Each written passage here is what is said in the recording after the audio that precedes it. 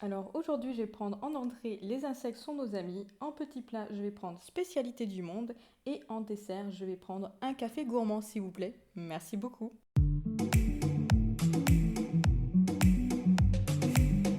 Coucou tout le monde, j'espère que vous allez bien. Bienvenue dans cette nouvelle vidéo, deuxième semaine de challenge pour le mois de la fantaisie avec le restaurant éphémère Le Fantasia. Donc bien sûr, je suis accompagnée de cette magnifique petit menu, je vais y arriver. Et du coup, pour cette semaine en entrée, j'ai décidé de prendre Les insectes sont nos amis avec les mots-clés animaux, peur, défi. Et j'ai trouvé pour moi le meilleur livre qui pouvait aller dans cette catégorie. Donc il s'agit du tome 2 de Skandar. Ici on est sur Skandar et le Cavalier Fantôme. Donc voilà, donc c'est le tome 2 avec cette petite édition vraiment très très magnifique. Couverture très très magnifique plutôt. Je m'en sors pas, je suis qu'à 1 minute, même pas de vidéo. Donc du coup j'ai décidé de mettre celui-ci parce que on a du coup les animaux, les licornes, voilà. Est-ce qu'on peut dire que ça passe au niveau des animaux? Oui, ça passe. Et au niveau de la peur, parce que ce sont des licornes qui sont plutôt terrifiantes, donc voilà, peur avec ces petites licornes qui ne sont pas toutes belles, toutes roses, et défi parce que justement Skandar va être amené à avoir, probablement avoir pas mal de défis, puisque dans le tome 1, il avait beaucoup de défis à relever, donc je pense que le tome 2, ça sera pareil. Donc je me suis dit, c'est juste parfait pour cette catégorie. Et pour faire les choses bien, je vais vous parler du tome 1, parce que je vais éviter de vous spoiler le tome 2. Donc au niveau du résumé, je vais essayer de me concentrer et de vous faire ça bien. Ça se passe dans notre monde, donc voilà, on est vraiment dans notre monde, dans notre époque, avec toute la technologie, etc. Il existe juste une petite île où justement vivent des licornes, où les licornes naissent, et on a bien entendu des chasseurs, des chevaucheurs de licornes, voilà, on va dire ça. Donc des chevaucheurs de licornes là-dedans. Donc on est dans notre monde à nous et il faut savoir que tout le monde connaît justement ces licornes. Donc c'est pas un secret bien gardé, tout le monde sait qu'il y a de la magie et justement ce qui est plutôt bien en fait dans ce monde-là, c'est que même si tu ne viens pas de cette île, que tu n'es pas né sur cette île, tu peux quand même devenir un chevaucheur de licorne. Il faut juste passer un examen, réussir l'examen et aller sur l'île pour voir si tu arrives à faire éclore un œuf. Donc ici, on va suivre Skandar, qui est un garçon plutôt banal, qui a du mal à se faire des amis, il est très solitaire. Voilà, donc du coup, il galère au niveau du plan social, mais lui, son rêve, bien entendu, c'est de chevaucher une licorne et surtout de participer à la Coupe du Chaos, qui est une coupe qui se gagne par an, en fait. Voilà, c'est un défi qui est à l'année, et puis si tu gagnes, tu as des privilèges. Mais bien sûr, avant de participer à la Coupe du Chaos, il faut déjà qu'il apprenne à monter une licorne et qu'il fait ses années d'études, en quelque sorte. Donc on suit ce garçon qui a 13 ans et qui va du coup réussir l'examen d'une façon un peu étrange, mais je ne vais pas vous spoiler dessus. Et du coup, il arrive sur l'île. Donc bien entendu, on se doute qu'il va réussir à avoir sa licorne, hein, sinon le livre n'a plus raison d'être. Et bien sûr, il va se passer pas mal de choses, vous vous doutez bien. Voilà, on est vraiment sur de l'action. Et on en apprend plus sur les licornes, et on apprend plus sur le monde. Et j'ai adoré ce tome 1, vraiment, il se passe pas mal de choses, il y a pas mal de révélations que je n'avais pas vu venir, et c'est vraiment super bien fait. Bon, on se doute que Skandar, c'est un peu l'élu, quand même. Voilà, ça reste dans la même logique que Harry Potter, Gardien des Cités Perdues, L'Épouvanteur, enfin, vous voyez, les grandes sagas comme ça. Et du coup, effectivement, voilà, on se doute que c'est plutôt l'élu, mais il reste quand même... ça reste quand même un personnage très attachant et il a vraiment ses faiblesses. Il y a plein d'autres personnages qui sont hyper attachants. Non, vraiment, pour moi, c'était vraiment une belle découverte. Je vais donner 4 ou 5 étoiles, d'ailleurs, je ne sais plus exactement. Mais j'avais adoré ce tome 1. Donc forcément, quand le tome 2 est sorti, forcément, je me suis dit, il faut absolument que je fonce sur le tome 2. D'ailleurs, je me mets des coups, c'est génial. D'ailleurs, j'ai déjà commencé. J'ai lu 25 pages et déjà ça commence directement super bien, donc j'ai trop hâte. Voilà, j'ai l'impression de m'éparpiller. On va en rester là. Je vous reprends plus tard. Je vous retrouve samedi soir, il est 18h, pas loin de 18h. Et je vous retrouve au moment où il y a un beau soleil, donc la luminosité devrait être sympa, alors qu'il a fait moche toute la journée. Donc on peut dire que je vous reprends au bon moment pour clôturer ce vlog. Oui, parce que la semaine pour moi, ça commence le mardi, ça termine le samedi. Bref, on fait un peu les semaines comme on a envie par ici, hein. Non, c'est surtout que cette semaine a été assez compliquée, plutôt stressante au niveau du travail et du coup fatigante. Stressante parce qu'on a beaucoup de travail, pas forcément parce que ça se passe mal, ça se passe justement très très bien, mais comme il y a beaucoup de travail, c'est vrai que voilà, c'est toujours un peu compliqué et du coup j'ai pas beaucoup lu. Mais j'ai quand même réussi à lire 3 livres, vous allez voir, j'ai un petit peu adapté le challenge pour cette semaine. Du coup c'est pour ça que je voulais absolument terminer en fait, ben là, terminer le vlog aujourd'hui et commencer un autre vlog dimanche, donc demain. Du coup la semaine commencera du dimanche à l'autre dimanche. Bref, c'est pas grave, mais dans tous les cas, je voulais vraiment clôturer pour laisser cette semaine loin de moi et passer à autre chose. Bref, donc du coup, ça y est, je commence à déjà divaguer. Donc, j'ai terminé Ouais, non, à 14h, donc pas trop ce matin. J'ai terminé le tome 2 de Scandar. Donc ici, c'est Le Cas et le Cavalier Fantôme. Donc le tome 2, le tome 1, je répète, mais j'ai adoré le tome 1. Je crois que je lui avais mis 4 étoiles ou 5, je me souviens plus exactement, mais je crois que je lui avais mis 4 étoiles, mais j'avais vraiment beaucoup aimé. Ici, ce tome 2, j'ai tellement aimé que je lui ai mis 5 étoiles. C'est pas un coup de cœur, mais il mérite vraiment ces 5 étoiles. Pour avoir un coup de cœur, il aurait fallu un truc en plus, je suppose. Mais on va dire que c'est quand même un mini coup de cœur parce que j'ai vraiment totalement adoré ce tome 2. J'adore l'univers. Déjà, j'adore l'univers. Franchement, je trouve qu'il est plutôt original, justement, avec ces licornes qui sont terrifiantes. Vraiment, c'est des licornes terrifiantes. Elles sont pas toutes belles, toutes roses, vous voyez. C'est vraiment des licornes, donc elles sont terrifiantes. Elles aiment le sang. En fait, elles sont assoiffées de sang. Et c'est grâce au lien avec leur cavalier, d'ailleurs, cavalier et pas chevaucheur de licorne, hein. Bref, avec leur cavalier qui leur permet d'éviter d'être totalement sauvages, mais il existe des licornes sauvages justement. Mais en fait, voilà, franchement, elles sont vraiment top. Et toutes les licornes, parce qu'on en rencontre plusieurs. D'ailleurs, j'adore leurs noms parce qu'elles ont vraiment des noms assez extravagants. Je préfère pas vous les spoiler parce que je trouve que c'est intéressant de découvrir les noms. Et vraiment, ces petits noms-là, je les adore. Vraiment tout. Et puis, vraiment, toutes les licornes, même celles que enfin, on voit pas souvent. Mais à chaque fois, elles ont un nom toujours qui percute. Et c'est vrai que ça, j'aime vraiment, vraiment beaucoup ce système-là. Voilà, pour moi, c'est original, mais vraiment, en fait, on n'a pas l'habitude de voir des licornes. Et là, vraiment, le fait qu'elles soient... Elles sont pas gentilles. Alors, elles sont gentilles avec leur cavalier. Et puis après, voilà, c'est l'éducation des licornes qui font qu'elles sont gentilles. Mais sinon, elles peuvent être vraiment méchantes, terrifiantes. Et voilà, j'aime vraiment ce côté-là de l'univers. En plus, c'est un univers qui n'est pas non plus extrêmement doux. Donc, c'est destiné à la jeunesse. Quoique c'est chez Hachette Roman. Mais il me semble que de toute façon, c'est destiné à la jeunesse, forcément, parce que c'est dans la même lignée que Harry Potter, Percy Jackson.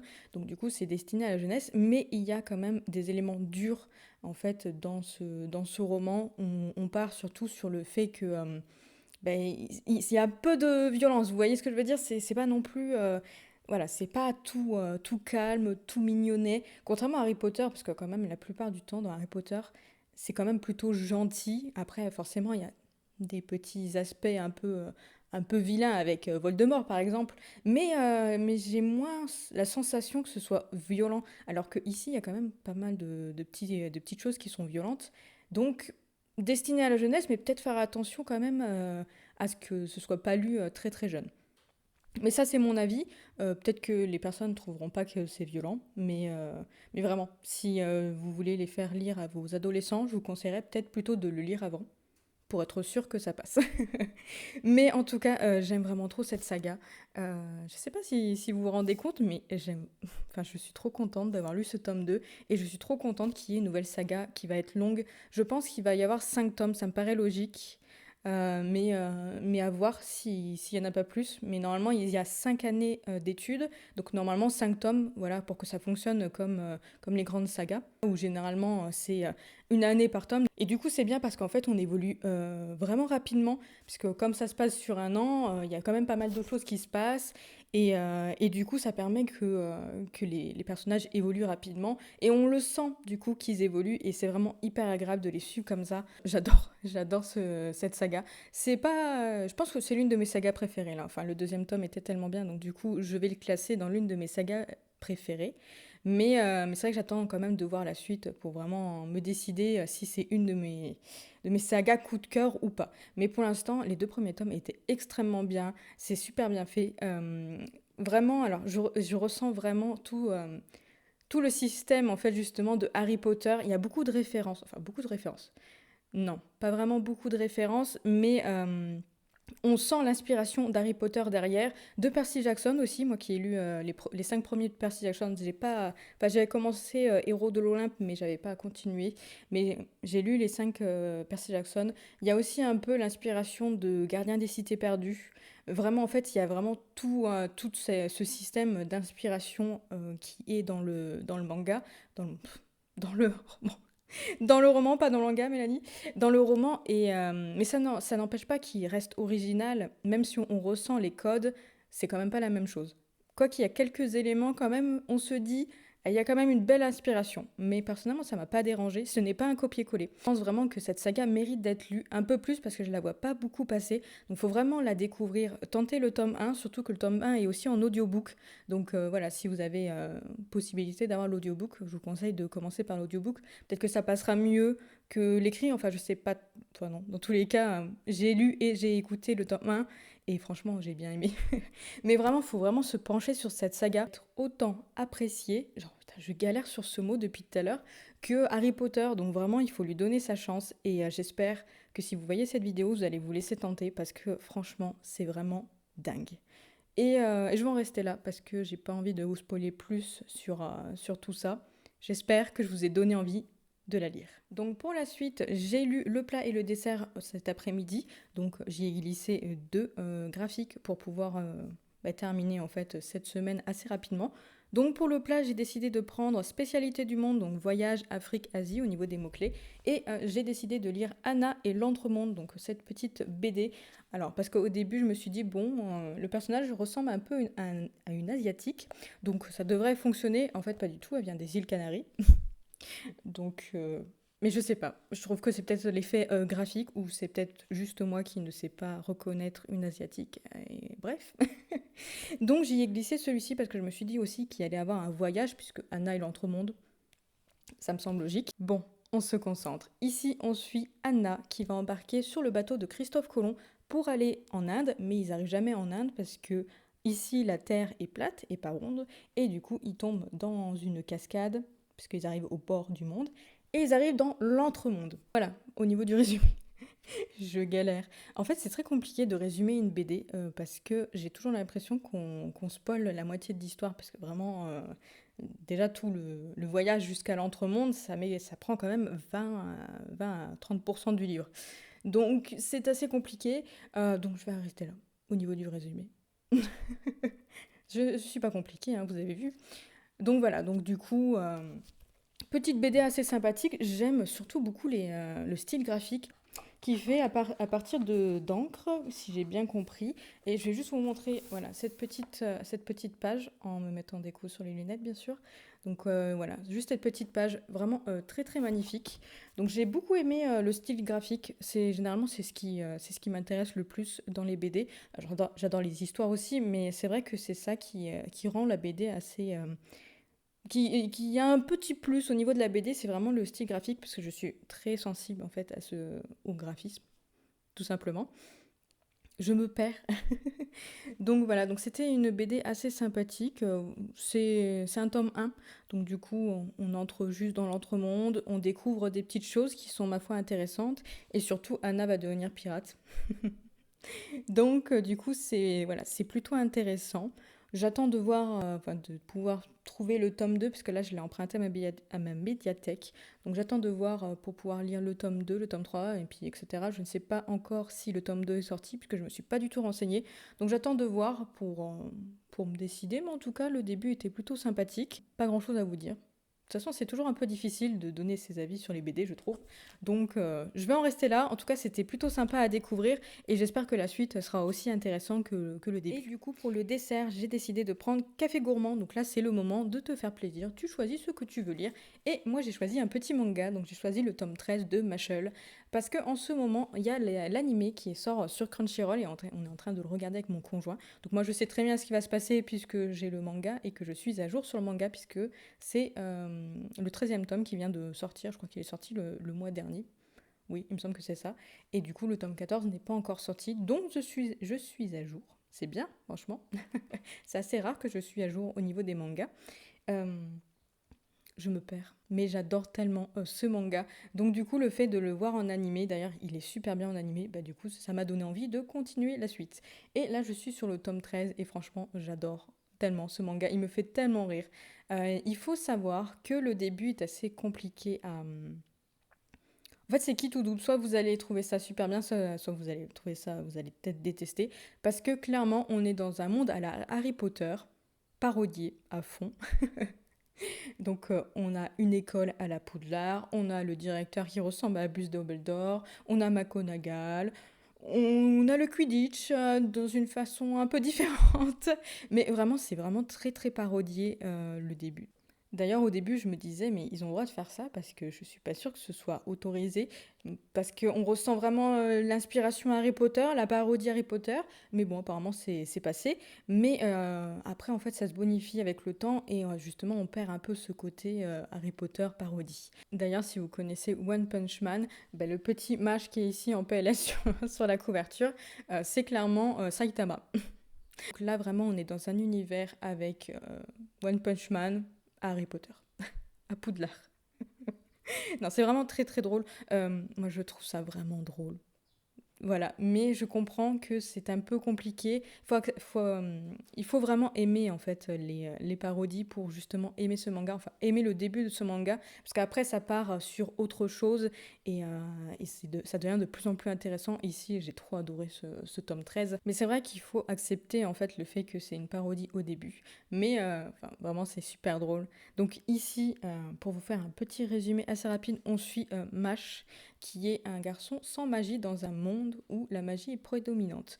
Donc, normalement, ces enfants-là, en fait, sont tués à la naissance, où ils disparaissent. Enfin, je sais pas trop exactement, mais c'est plutôt sombre, hein, ce côté-là.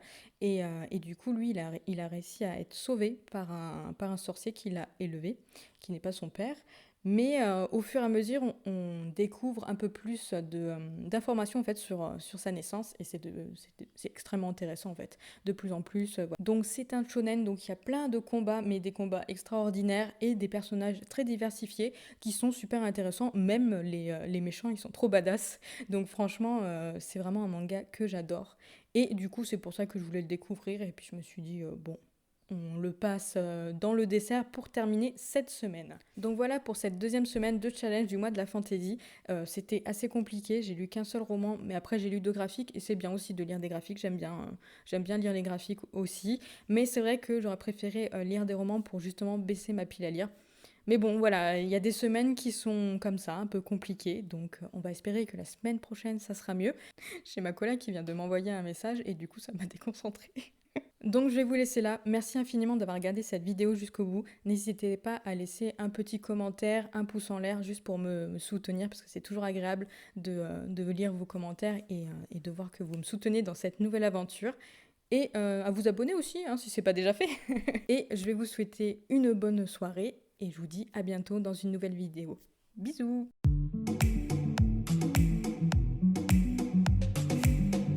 Quand est-ce que je dois parler? Bah quand j'aurai arrêté de rigoler. Mon amour, on se concentre. Bonjour! Oh merde! Bonjour. Bonjour!